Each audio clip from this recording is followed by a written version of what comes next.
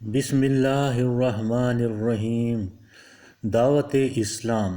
حضرت خدیجہ سے شادی کے بعد بھی آپ صلی اللہ علیہ وسلم ایک عرصے تک سربراہ تجارت ہی رہے اور جا بجا مختلف کاروانوں کے ساتھ جاتے رہے۔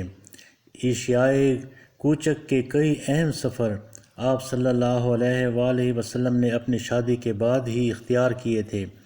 پھر رفتہ رفتہ آپ صلی اللہ علیہ وسلم نے ان تمام تجارتی امور میں دلچسپی لینا کم کر دی تھی۔ اس کے باوجود حضرت خدیجہ کی ثروت میں کوئی خاص فرق نہ پیدا ہوا۔ اسی دوران میں آپ کو جب کبھی دیگر مصروفیات سے فرصت ملتی تو آپ صلی اللہ علیہ وسلم ان تمام امور کے بارے میں غور و فکر کرتے رہتے کہ جو وقتاً فوقتاً آپ صلی اللہ علیہ وسلم کے ذہن میں آتے تھے۔ آپ کسی بھی اعتبار سے تساہل پسند نہ تھے۔ بچپن سے لے کر آپ صلی اللہ علیہ وسلم کے انتقال تک تساہل کبھی بھی آپ صلی اللہ علیہ وسلم کے آڑے نہیں آ سکا۔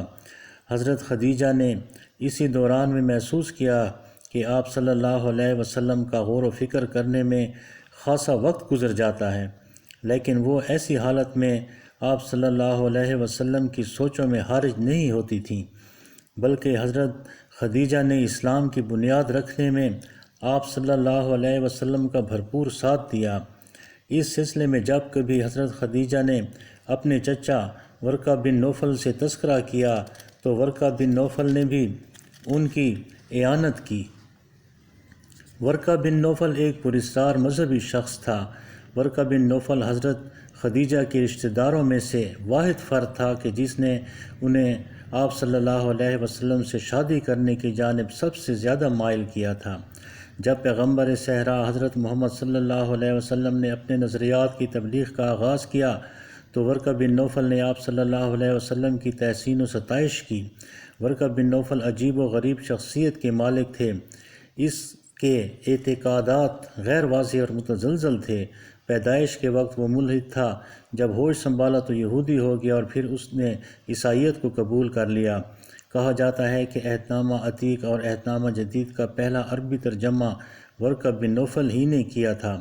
کہا جاتا ہے کہ آپ صلی اللہ علیہ وسلم نے بھی تورات اور تالمود کے بارے میں بے شمار معلومات اسی شخص سے حاصل کی تھیں۔ حضرت خدیجہ سے شادی کے بعد تک آپ صلی اللہ علیہ وسلم نے کبھی زیادہ سنجیدگی سے عبادات کعبہ کے بارے میں نہیں سوچا تھا۔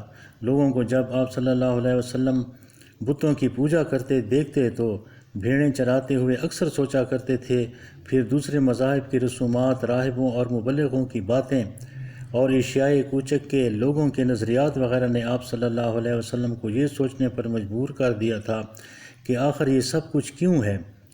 آپ صلی اللہ علیہ وسلم نے شدید غور و فکر کے بعد یہ جان لیا کہ اس پورے مذہبی نظام میں کہیں نہ کہیں کوئی کمی ضرور موجود ہے کہ لوگ پتھروں کے بتوں اور دیوی دیوتاؤں کی پوجا کرتے ہیں۔ کعبۃ اللہ میں 360 مختلف قسم کے بت موجود تھے۔ ان میں سے کئی بتوں کی اشکال واضح تھیں اور کئی ناتراشیدہ تھیں۔ یہ تمام بت عرب کے کونے کونے سے جمع کیے گئے تھے۔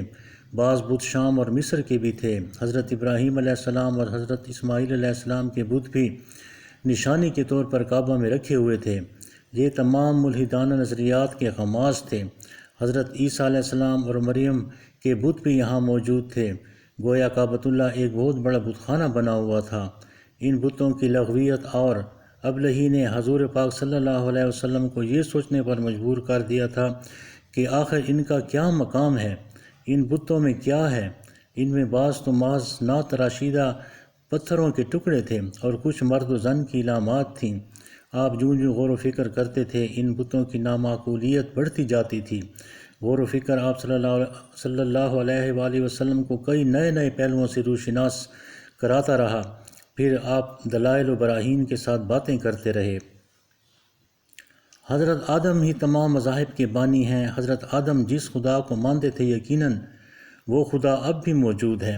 کائنات ہی خدا کے وجود کا ایک بہت بڑا ثبوت ہے۔ اگر ابھی تک کائنات موجود ہے تو اس کا خالق بھی موجود ہے، لہٰذا اسی خالق کی کائنات کی عبادت کی جائے، وہی فوق و اعلیٰ اور عبادت کے لائق ہے۔ ہر چیز اسی میں سے ہے، اور جو کچھ موجود ہے اس کا منبع بھی وہی ہے، اور جو کچھ بعد میں ہوگا وہ بھی اسی میں ہوگا۔ اسے یہاں مکہ میں ظاہر کرنے کی چندان ضرورت نہیں ہے، وہ ہر جگہ پر موجود ہے۔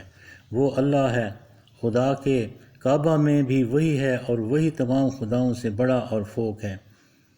آپ صلی اللہ علیہ وسلم اتنی سوچ و بچار کے بعد کسی بت کو پوجنے کے لیے تیار نہیں تھے، اور نہ ہی آپ صلی اللہ علیہ وسلم کوئی ایسا نظریہ پیش کرنا چاہتے تھے کہ جس سے ان لوگوں کی بت پرستی کی عادت برقرار رہے۔ اس کے باوجود آپ صلی اللہ علیہ وسلم کسی ایسی بات کی تلقین اور تبلیغ نہیں کرتے تھے کہ جس کے بارے میں آپ صلی اللہ علیہ وسلم خود مکمل طور پر واضح اور آگاہ نہ ہوتے تھے۔ آپ صلی اللہ علیہ وسلم کے ذہن میں جو تعلیمات ترتیب پا چکی تھیں، آپ صلی اللہ علیہ وسلم انہیں ابھی منظر عام پر نہیں لانا چاہتے تھے، کیونکہ آپ صلی اللہ علیہ وآلہ وسلم لوگوں کے مزاج سے بخوبی آشنا تھے۔ اسی اثناء میں آپ صلی اللہ علیہ وآلہ وسلم مکہ کے حالات کا جائزہ لیتے رہے اور انسانی مسائل پر ہمہ وقت غور و فکر کرتے رہے۔